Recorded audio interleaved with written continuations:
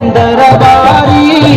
मिल सिपाही के भाई अखर अंदर मारी सब जलन तेरा सजड़ा तुझी सरदारी वाह बुलंद वाह सोना वाह मशहूर नवारा बुलंद तुझी भगतारी सब जलन तेरा सजड़ा तुझी सरदारी सब जलन तेरा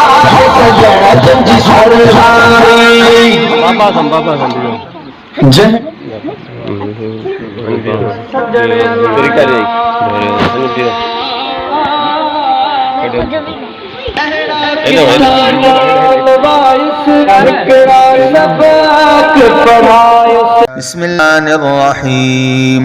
अल्हम्दुलिल्लाहि रब्बिल आलमीन अर्रहमानिर्रहीम मालिकि यौमिद्दीन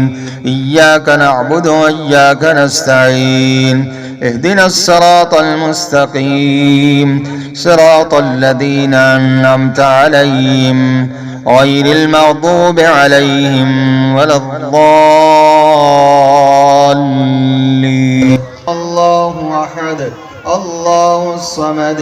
लम यलिद वलम यूलद वलम यकुल लहू कुफुवन अहद علينا إصرا كما حملته على الذين من قبلنا ربنا ولا تحملنا ما لا طاقة لنا به واعف عنا واغفر لنا وارحمنا أنت مولانا فانصرنا على القوم الكافرين أعوذ بالله من الشيطان الرجيم بسم الله الرحمن الرحيم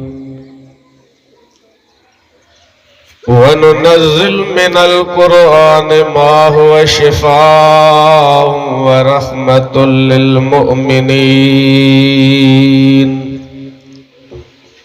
صدق الله مولانا العظيم وبلغنا رسول الكريم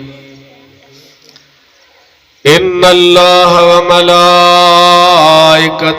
يصلون على النبي يا أيها الذين آمنوا صلوا عليه وسلموا تسليما اللهم صل على سيدنا شفيعنا ومولانا محمد وعلى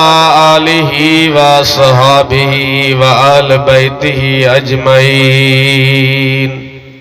حنفی دار ملت حضرت خلیل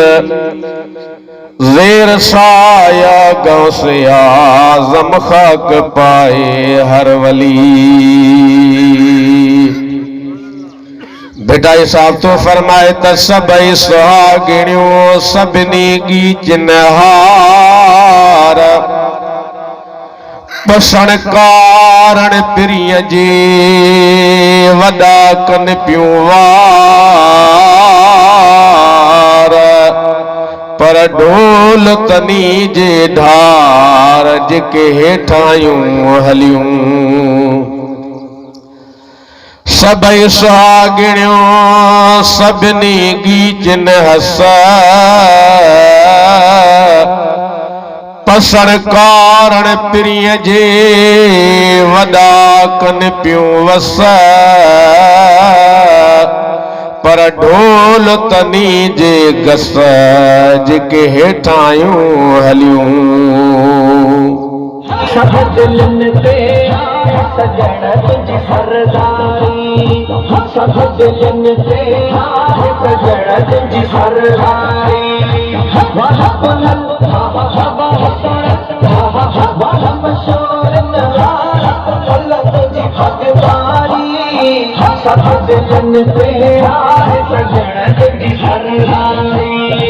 सब दिलन तेरा सजड़ा तुझी सरदारी सुहारो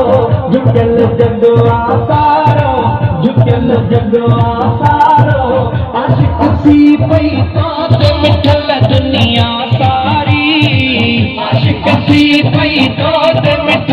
दुनिया सारी कि बरकौल ईमा कुनम खात्म